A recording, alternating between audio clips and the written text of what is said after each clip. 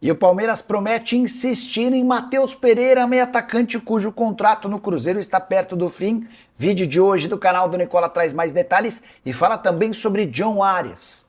O colombiano resolveu acabar com as especulações e se pronunciou sobre seu futuro. Para completar, últimas do mercado, bastidores, finanças e o Flamengo rejeitando a volta de Gerson. Últimas do Cruzeiro, muito mercado e muito mais. Fala aí pessoal, sou Jorge Nicola, bem-vindos a mais um vídeo do canal nesse último dia do ano. Já desejar um 2026 espetacular para cada um de vocês, embora ainda voltaremos antes da virada do ano. Bom, antes de se oferecer para outros clubes brasileiros, o Gerson, por meio do seu pai e empresário Marcão, procurou o rubro-negro. O contato foi do Marcão com José Boto, o diretor executivo de futebol. Nessa ligação telefônica, o Marcão deixou claro ao Boto que não estava satisfeito no Zenit e que pretendia voltar ao Brasil. Por conta disso, a prioridade seria do Flamengo. O Boto ficou de conversar com o presidente BAP e dar uma resposta para o Marcão. Acontece que o Boto nem procurou o BAP, porque sabia que o atual presidente rubro-negro está muito chateado e irritado com o Marcão e com o filho dele, o Gerson. Diante disso, Boto nem retornou a ligação do Marcão, foi o que fez o empresário do Gerson entender que o Flamengo não tinha intenção de contratá-lo. E a partir daí passou a oferecê-lo para vários clubes. Nesse momento, o clube mais interessado é o Cruzeiro. O grande ponto é que o Zenit também tem dificultado as negociações, sugerindo 40 milhões de euros, com detalhe de que o Gerson foi comprado por 25 milhões de euros e nesses 6 meses de Rússia ele nada fez além de se desvalorizar. Gerson não conseguiu ser titular, marcou um único gol e é apontado pela imprensa e até por torcedores do Zenit como alguém extremamente lento. Vamos ver se essa história avança em relação a Gerson e Cruzeiro. O Flamengo está completamente descartado. Já Hinestrosa é de novo alvo do Cruzeiro. Informação que vem da Colômbia dá conta de que o Cruzeiro se aproveitou da dificuldade entre Atlético Nacional e Boca Juniors para a transferência do ponta de 23 anos de idade e retomou as tratativas. Só para lembrar, o Cruzeiro foi um dos clubes brasileiros que tentaram fechar com o Hinestrosa ao longo da temporada. Na oportunidade, o Atlético Nacional havia descartado, porque estava em meio à disputa da Libertadores da América. O Hinestrosa fez grande Libertadores da América, jogador de velocidade, rápido, forte, inclusive passou pela base do Palmeiras, onde não conseguiu vingar.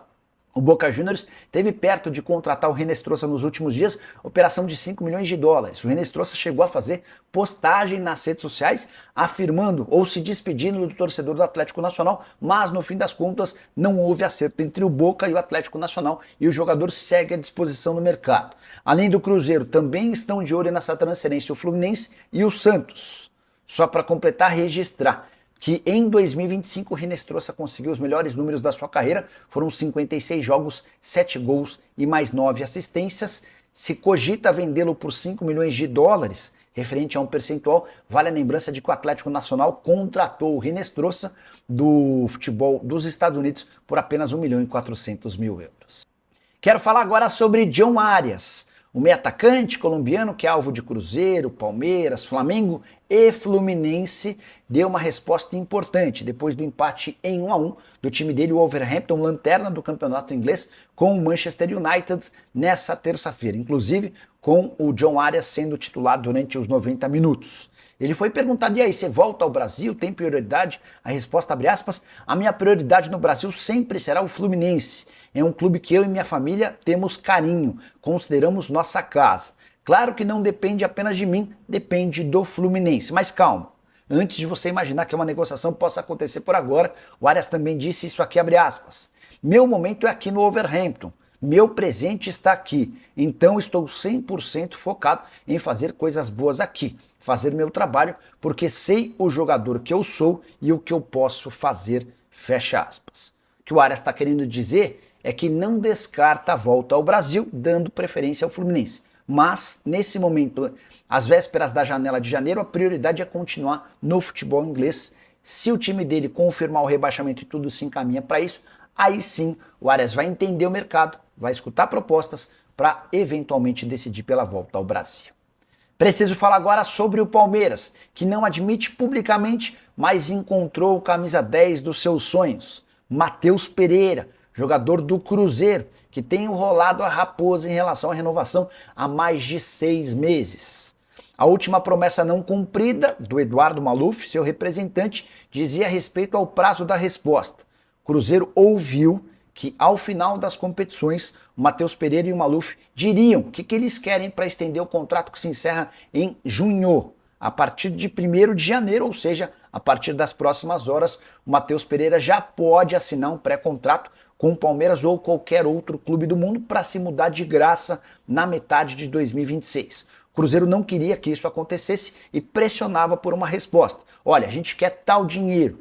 O Cruzeiro tentaria se aproximar. O problema é que o Matheus Pereira e o Maluf nem respondem às propostas feitas pela Raposa. A próxima promessa que o Matheus Pereira e seu empresário fizeram é de que na reapresentação do elenco agora em janeiro, o Matheus comunicará aquilo que pensa para a extensão do contrato. De qualquer forma, em meio ao interesse do Palmeiras, o Matheus tem afirmado para dirigentes do Cruzeiro que se for ficar no Brasil, vai jogar no Cruzeiro. Não existe a possibilidade de ele trocar a Raposa por um time do Brasil sem que o Cruzeiro seja ressarcido.